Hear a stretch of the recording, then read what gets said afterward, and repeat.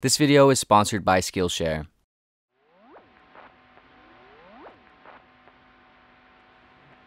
Charlie Kaufman is an American screenwriter and film director, renowned for his uniquely structured, reflexive, and theoretical writing style. A style that pushes against the borders of conventional storytelling and pursues new entry points into the creative space of communication. Kaufman has written films such as Adaptation, Being John Malkovich, Eternal Sunshine of the Spotless Mind, Synecdoche, New York, Anomalisa, as well as several other works.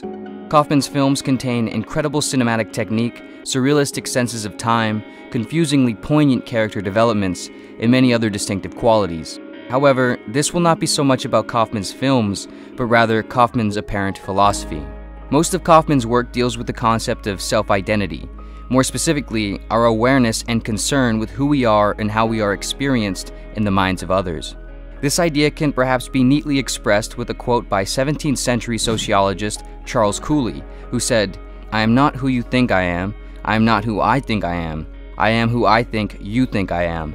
Which is to say, we are who we believe others see us as in a constantly evolving feedback loop created out of our actions, other people's perceptions of our actions, and our assumptions of their perceptions. Throughout his writing, Kaufman explores how we work through this convoluted house of mirrors, attempting to find and live with our true self. People don't walk like that. What? No, just walk like yourself. Watch this. I gotta go. Watch this. We all have sides of ourselves that we hide. We have things that we do and like that we are ashamed of, things we don't understand or can't seem to control. No one exists without vices, without flaws. Some flaws and traits so unpleasant and off from the shared game of normality that we can sometimes become insufferable to those who get close enough to us. As a result, most of us exist socially more on the surface of ourself, omitting the more complex and difficult elements of who we are in order to fit in or experience smoother social interactions. It is perhaps reasonable to some degree to play along with this social game and to withhold some heavier, darker information and qualities of ourself, so to avoid burdening others with our dysfunction, very well knowing that everyone is also dealing with their own. However, there also needs to be a place and opportunity to access, share, and connect over these dysfunctions for the same reason, be it that everyone is dealing with them, but rarely is anyone sharing or talking about them.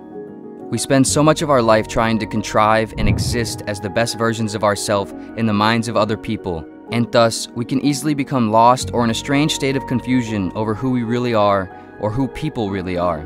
Arguably, it is art, philosophy, and any other creative act that allows us to somewhat turn our perspective onto our true self and dig deeper into the core of who we really are as individuals and as a collective. Art and philosophy let us say what we cannot normally. They let us meet with others in the deeper or darker recesses of our minds, talk about what's there, and connect on a level only possible in such a place. However, in order to successfully do any of this, we must first be willing to face and share ourselves with complete vulnerability and authenticity, or at least try. When writing and discussing writing, Kaufman defends with great conviction the importance and value of pursuing and expressing art, creativity, and perhaps life in general with honesty and self-truth, no matter how convoluted, dumb, strange, boring, or scary we might feel in the process. Say who you are. Really say it in your life and in your work. Tell someone out there who is lost, someone not yet born, someone who won't be born for 500 years.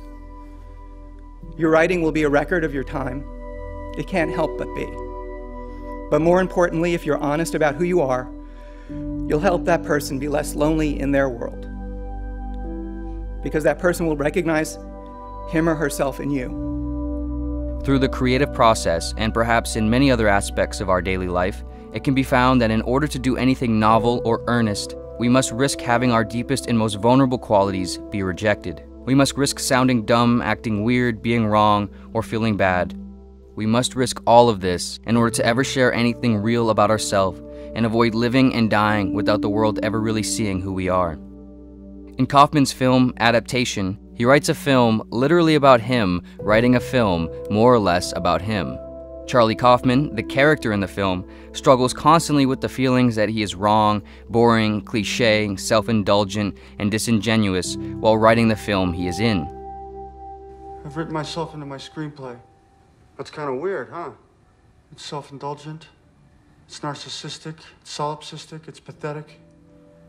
I'm pathetic, I'm fat and pathetic. I'm sure you had good reasons, Charles. You're an artist. To avoid any possibility of spoiling the film, all that needs to be said here is that Kaufman obviously still wrote the film in spite of these things.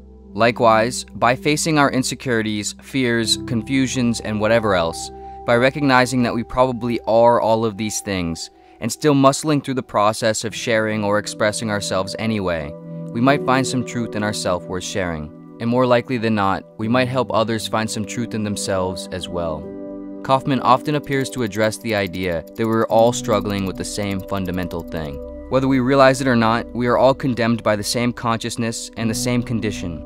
An awareness that we are trapped in a mind, in a body, in a world, in a universe thing, with no idea what any of it really is or why it is. Your brain right now doesn't know why your brain right now can wonder why your brain is right now. As these words hit the part of your brain that processes words and ideas, your brain thinks about itself, wondering what it is, somehow using you as a method of inquisition, horribly failing, and then putting the burden onto you. Like how a plant is confined to its fixed roots in the ground, destined to grow, contribute some purpose towards the ecosystem around it, of which it will never understand or care to understand, and then die off with the changing of seasons. So too do we live, inexorably confined to the roots of our being. Different than the plant though, we of course live knowing that we are, in the same sort of way, stuck in the ground, with no control over the nature of our condition, destined to live and die with the seasons. Whether we are aware of this awareness or not, no matter how rich, famous, smart, or powerful anyone might be on the surface, we all share in this. In Kaufman's film, Anomalisa, the main character is a successful motivational speaker, almost worshipped by those he encounters. But yet, as an audience, we see how broken, confused, and flawed he really is.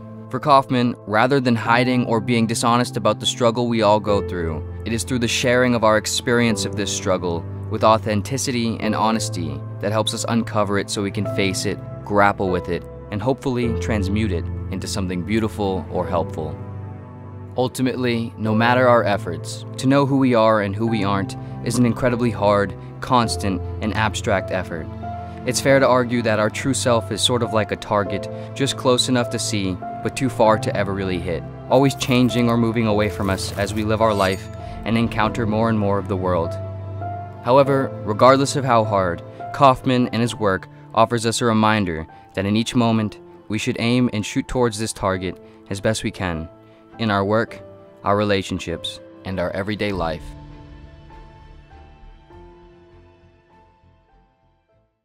This video was sponsored by Skillshare. First and foremost, before saying anything further about Skillshare, it is important to mention that a great deal of thought and consideration went into whether or not it was right to associate this channel with any brands or products. After consideration, with the sustainability and quality of resources of this channel in mind, the decision was made to allow sponsors, so long as sponsors don't affect the content or topics covered on the channel. Furthermore, there will be a filter through which brands and products go through in order to ensure that whatever is promoted is considerate of you, the viewer, and might provide real value. With this in mind, Skillshare is this video's sponsor. You have likely heard of Skillshare if you frequent YouTube.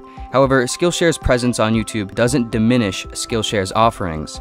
It only means they know where their audience is and how to reach them in today's world. If you aren't familiar, Skillshare is an online learning community with thousands of classes covering dozens of creative and entrepreneurial skills. Whether you want to learn about new subjects, understand the fundamentals of a skill, or better assist the development of your career, Skillshare has a uniquely curated source of information that can possibly help you on your journey. In reference to the topic of this video, only you can know what you want to say or express, but Skillshare's courses can perhaps help you begin or better figure out how to say it. Specifically, in terms of writing, a course entitled Demystifying Poetry, How to Use Lyrical Language for More Powerful Creative Writing is an interesting course available on Skillshare. The course teacher, Hanif Abdurrabkeeb, provides insight into alternative, more lyrical writing styles that are often neglected in traditional writing courses. He covers various methods of forming tone, imagery, and conceptualization that can be really helpful and applied to any writing genre. Not only might a course like this be harder to find elsewhere, but when put up against other more traditional in-person classes and workshops,